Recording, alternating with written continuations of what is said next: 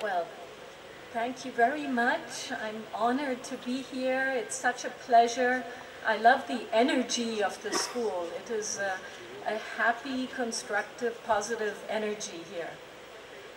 So this is Founders Day, and we're here to remember our founder, my father, Dr. Sagar. He came from very humble beginnings, as we heard, and when he was 8 years old, that's when he decided to be a lawyer. And when he was a young teenager on scholarship at boarding school is when he conceived of his life dream to set up a school. So he was very single-minded about that. His dream was to create a very international school to bring the world to the children who haven't had a chance to go out and see it quite yet, and to prepare them for life. So I laid the foundation stone here 17 years ago. It's gone by in a flash on the one hand, but on the other hand, gosh, how far we have come in those years.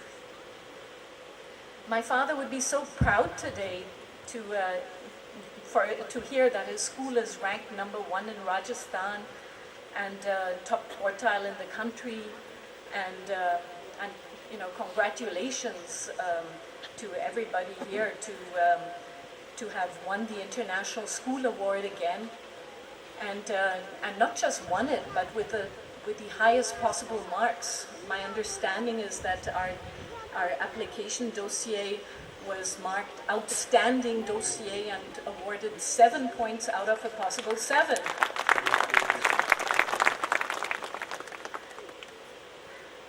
Over this last year, I really feel that we've made a lot of progress.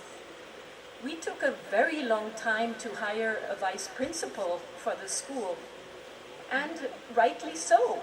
I mean, in the meantime, apologies to our dear principal, Jayashree Balasarya, because she got so overworked during this time. I thought she was going to head for a breakdown. But, it's good that we had patience, because we are so delighted now to have Dr. Bisht rounding out our leadership team here, because his collaborative style just fits perfectly with the culture of the school. And that was really the key in having this hire. And we couldn't be more delighted.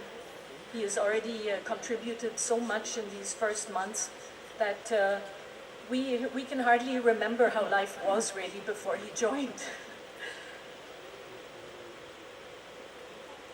In the next months, we're going to have several extended stay visitors coming to the school that we're very excited about. We're going to have a very senior couple of educators coming from the US. We'll have a GAP student from Austria and Hungary.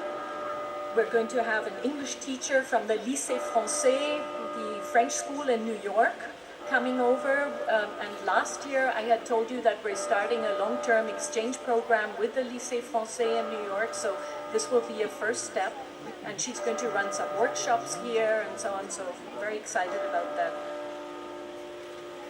We're very pleased with the progress over the last year also in career counseling and placement, and we're going to put further efforts. That's a top priority for me personally, because we're determined to do the utmost to help your children not just discover their passion for the rest of their life, but also to help set them onto the best path to reach their life goals.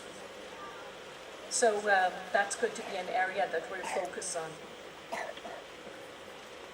As not just your chairperson, but also mother of 2 sons of 12 and 14 at school, I do a lot of thinking about school. How do you measure the success of a school? What makes it a good school? And there's really different aspects to it. There's a lot of buzzwords around. Almost every school now claims to be global and holistic and want to create a well-rounded child and so on. And, what does that all mean? And what is academic excellence alone? Yes, well, academic excellence is very, very important. But what if your child ends up with high marks but is so burned out at the end of it that they're lacking the energy to make the next step? So our goal here, after putting so much thought into it, is we really want our school to be a transformative experience for your children.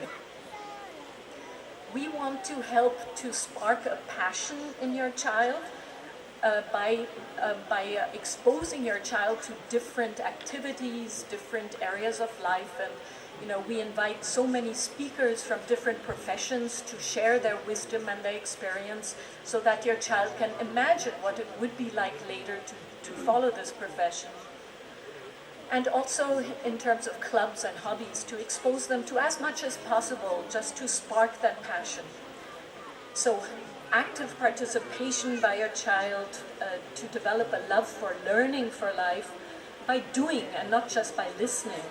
And that's how they're going to gain a deep understanding of their future passion. So further life skills.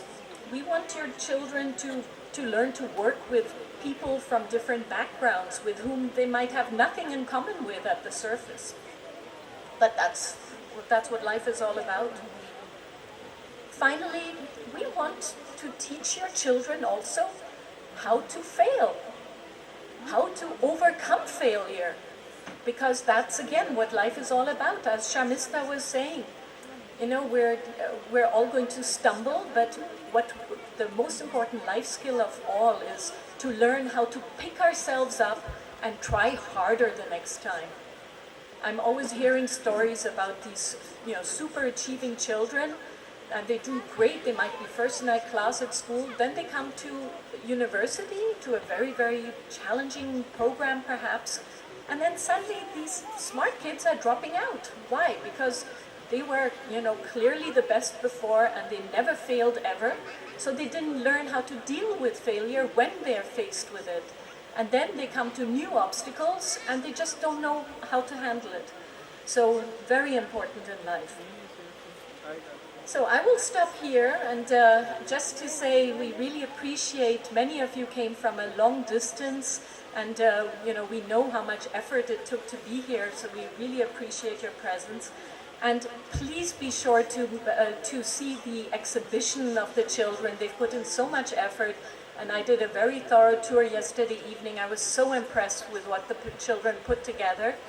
And also not just at the exhibition hall, but also at the observatory. So please make sure you catch that before you leave today. Thank you.